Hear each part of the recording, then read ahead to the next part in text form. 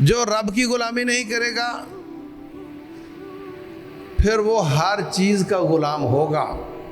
جہاں نقصان نہیں ہو رہا وہاں میں پابندی نہیں لگاؤں گا۔ جاؤ رب کے سوا جتنے بھی رب بنے پھرتے ہیں، کسی نے یہ جملہ بولا ہو کہ میرے ماننے والوں میں تمہیں تنگ کرنا نہیں چاہتا، یا پھر آپ ڈاکٹروں کے غلام ہو گئے، بینک سے گاڑی، بینک سے کوٹھی، بینک سے سب کچھ، بھئی میرے ہاتھ کھڑے ہیں، آ جاؤ، مجھے بھی لے جاؤ، میری بیوی کو بھی لے جاؤ، میری بچی کو بھی لے جاؤ۔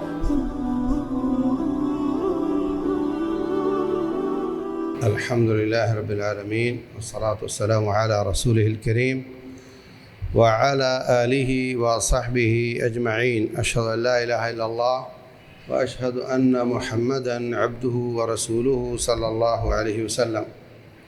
اعوذ باللہ السمیع العلیم من الشیطان الرجیم۔ قال اللہ عز وجل افرأیت من اتخذ الہہ ہواہ واضلہ اللہ علی علم۔ کیا آپ نے ایسا شخص دیکھا ہے جس نے اپنی خواہشات کو اپنا معبود بنا لیا؟ محترم بھائیو، اللہ تبارک و تعالی ہمارا خالق و مالک ہے، وہ ہمارا آقا ہے، ہم اس کے غلام ہیں۔ اس لیے بچوں کا نام رکھتے ہوئے احتیاط کرنی چاہیے۔ غلام اللہ، غلام الرحمن، اس طرح کے نام تو ٹھیک ہیں، مخلوق کے ساتھ غلام لگا کر نام نہیں رکھنا چاہیے۔ ہم اللہ تعالیٰ کے غلام ہیں، ساری مخلوق اس کی غلام ہے، اور اس کا حق ہے کہ اس کی ہر بات مانی جائے۔ غلام جو ہوتا ہے وہ چوں چرا نہیں کرتا، جب بھی آپ آرڈر دو اس کو پورا کرنا ہوتا ہے۔ نوکر نخرے کرتا ہے، میں یہ نہیں کروں گا، میں وہ نہیں کروں گا، تنخواہ کتنی دو گے؟ غلام کچھ نہیں کہتا، نہ وہ تنخواہ مانگتا ہے اور نہ وہ یہ کہہ سکتا ہے کہ یہ کام میں نہیں کرتا۔ تو ہم اللہ تعالیٰ کے بنائے ہوئے غلام ہیں، ہمیں صرف اس کی غلامی کرنی ہے، اور وہ ایسا رحیم و کریم رب ہے کہ وہ ہماری مجبوریوں کو سمجھتا ہے اور ہم پر ہماری طاقت سے زیادہ بوجھ نہیں ڈالتا۔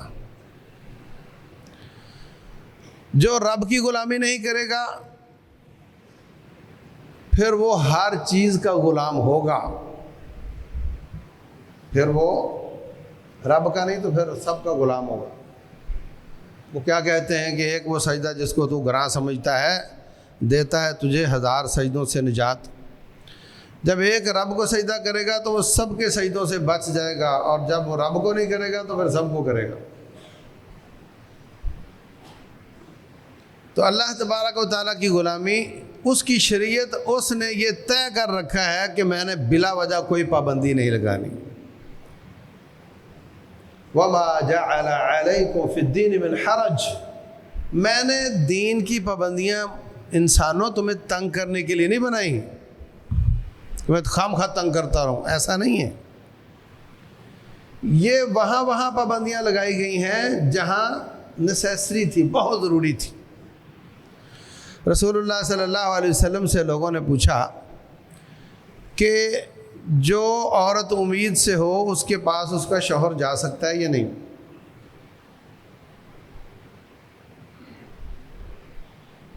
یا جو امید سے ہو اپنے بچے کو دودھ پلا سکتی؟ دونوں معنی اس کے کیے جاتے ہیں۔ رسول اللہ صلی اللہ علیہ وسلم نے یہاں پر بڑا عجیب جواب دیا ہے۔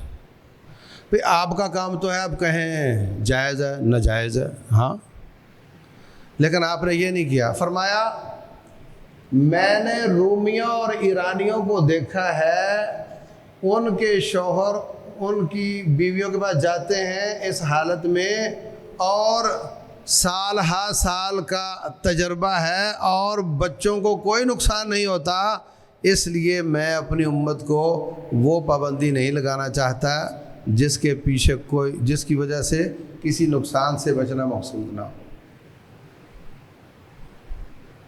پابندی کہاں لگاؤں گا؟ جہاں نقصان ہو رہا ہو۔ جہاں نقصان نہیں ہو رہا وہاں میں پابندی نہیں لگاؤں گا۔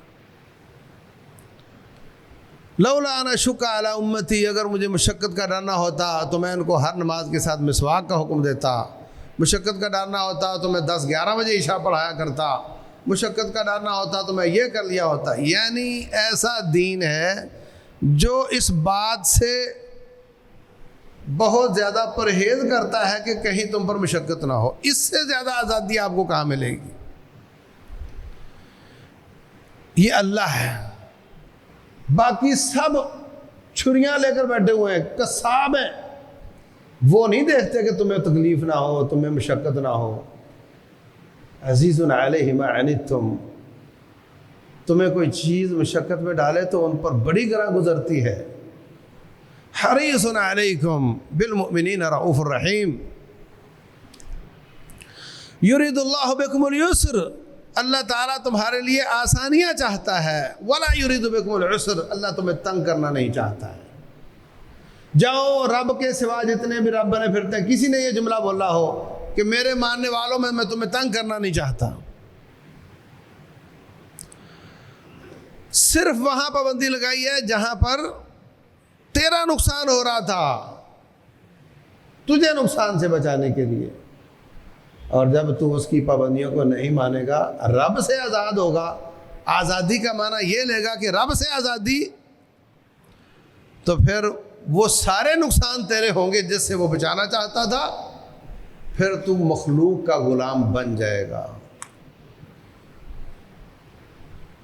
اللہ کی حرام چیزوں کو حلال سمجھے گا، تیرا نقصان ہوگا، تیرے معاشرے کا بھی نقصان ہوگا، تیری معیشت کا بھی نقصان ہوگا، تیرے جسم کا بھی نقصان ہوگا۔ پھر تو یا تو اکانومی کے حساب سے کافروں کا غلام بن جائے گا، جو اس وقت حالت ہماری افراد کی بھی، تنظیموں، کمپنیوں اور حکومت کی بھی یہ صورتحال ہے کہ ہم معیشت کے حساب سے کافروں کے غلام بنے ہوئے ہیں۔ وجہ رب کی بغاوت، رب کے ساتھ جنگ، سودی معیشت، اور اوپر سے اللہ ہدایت دے ان مفتیوں کو جنہوں نے اس سود کو اسلامائز کر کے لوگوں کے سامنے پیش کیا ہے۔ یا پھر آپ ڈاکٹروں کے غلام ہو گئے، ویسے تو بڑا آزاد ہے، میں جو چاہوں کھاؤں، پھر ڈاکٹر کہے گا بچو نہ تو گوشت کھا سکتا ہے اور نہ تو چکنائی کھا سکتا ہے، تیرا تو پہلے ہی کولیسٹرول بہت ہے، اور نہ تو نمکین کھا سکتا ہے اس لیے کہ تیرا بی پی بہت ہے، اور نہ تو میٹھا کھا سکتا ہے اس لیے کہ تیری شوگر بہت ہے۔ سمجھے نہیں؟ رب کی پابندیاں نہیں مانتا تو پھر ادھر سے آ جا۔ مولوی کی پابندی مانے گا، پھر مولوی اپنی فقہ منوائے گا، پھر وہ اپنے فتوے منوائے گا، پھر وہ اپنا تصوف منوائے گا، یہ نہیں کرنا، وہ نہیں کرنا، یہ نہیں کرنا، وہ نہیں کرنا۔ مولویوں کا غلام ہوگا یا ڈاکٹروں کا غلام ہوگا یا بینکوں کا غلام ہوگا، یا اور نہیں تو اپنے آپ کا غلام ہوگا، اپنی خواہشات کا غلام ہوگا۔ اب دیکھو افغانستان میں کیا ہوا، آئے تھے بڑے دھوم دھام سے 61 ملک، کیا ہوا، بحریہ بڑی اچھی تھی، میرین آئے اور ان کے پاس فضائیہ بھی تھی، اوپر سے بم مارے اور سمجھے کہ اب سب مر گئے ہوں گے، اور نیچے اترے قبضہ لینے کے لیے، تو مزاحمت ہوئی، وہاں ہار گئے۔ جو منرل واٹر پیے گا اور اس کے حرکت میں آنے کے 10 قاعدے ہوں گے، اور روٹی اس کو اس طرح کی چاہیے ہوگی، رہائش اس کو اس طرح کی چاہیے ہوگی، وہ ان مجاہدوں کا کہاں مقابلہ کرے گا جو جوہر میں اپنی قمیص کو فلٹر بنا کے پانی پی لیتے ہیں۔ تو یہ سہولتیں، یہ اسٹیٹس مینٹین ہونا، یہ سارے انسان کے پاؤں کی زنجیر اور گلے کا پھندا اور غلامی بن جاتے ہیں۔ رب کی نہیں مانی، بینک سے گاڑی، بینک سے کوٹھی، بینک سے سب کچھ، اور بڑے سٹیٹس کے ساتھ رہ رہا ہے۔ نتیجہ کیا؟ قسطیں نہیں دے رہا تو وہ گلے میں پھندا ڈال دیں گے، دے رہا ہے تو یہ سٹیٹس خود اس کے گلے کا پھندا بن جائے گا. اب اس کو کہو کہ چل نکل تیرے شہر پہ حملہ ہوا ہے اپنی عزت بچانے کے لیے, وہ کہے گا مجھ سے نہیں لڑا جاتا. مجھے رات نیند مچھروں میں کیسے آئے گی, اور میں نان اے سی تو سو ہی نہیں سکتا. بھئی میرے ہاتھ کھڑے ہیں, آ جاؤ مجھے بھی لے جاؤ, میری بیوی کو بھی لے جاؤ, میری بچی کو بھی لے جاؤ, میں نہیں لڑ سکتا. یہ ایک بدترین قسم کی غلامی ہے. تو عزیز بھائیو, افرأیت من اتخذ الہہ ہواہ, کہ آپ نے اس شخص کو دیکھا جس نے اپنے من کو اپنا آقا بنا لیا, جو من چاہتا کرتا ہے, رب کی نہیں مانتا, من کی مانتا ہے. اسی کو درہم و دینار کا بندہ کہتے ہیں, درہم و دینار کا غلام کہتے ہیں. رسول اللہ صلی اللہ علیہ وسلم نے بد دعا دی ہے اس کو, فرمایا تعس عبد الدرہم تعس عبد الدینار, جو درہم و دینار کا غلام ہے, میں محمد کہتا ہوں صلی اللہ علیہ وسلم اللہ کرے برباد ہو جائے, تباہ ہو جائے. اذا شیک فلن تکش, اس کو کانٹا چبھے تو کوئی نکالنے والا نہ ہو. یہ جتنے من کی ماننے والے, رشوتیں اور سود کھانے والے, بڑے بڑے بیوروکریٹ اور سیاستدان بڈھے ہوتے ہیں. ابھی وہ گیا ایک سابقہ وزیر داخلہ کہ خارجہ تھا, اس کو دفن کرنے کے لیے اس کے بچے بھی نہیں آئے. پچھلے سالوں میں ٹیم نے لاہور کے پاگل خانے کا وزٹ کیا, بڑے بڑے بیوروکریٹ وہاں جمع تھے, بچے ان کو پاگل خانے میں جمع کروا کر چلے گئے. اذا شیک فلن تکش, فرمایا وہ کانٹا بھی چبھے تو کوئی نکالنے والا نہ ہو. تو جو رب کا غلام نہیں پھر وہ سب کا غلام ہے, اور کوئی تیرا دردی نہیں, تیرا ہمدرد نہیں, تیرے پہ ترس کھانے والا نہیں. تجھ پہ ترس کھانے والا ہے تو ایک اللہ ہے, اس کا رسول ہے صلی اللہ علیہ وسلم, جس نے سنہری جملہ بولا, وَمَا جَعَلَ عَلَيْكُمْ فِي الدِّينِ مِنْ حَرَجٍ يُرِيدُ اللَّهُ بِكُمُ الْيُسْرَ, اللہ تمہارے لیے آسانیاں چاہتا ہے. وَلَا يُرِيدُ بِكُمُ الْعُسْرَ, یہ جملہ کوئی آقا نہیں بولتا, یہ کائنات کا آقا بولتا ہے.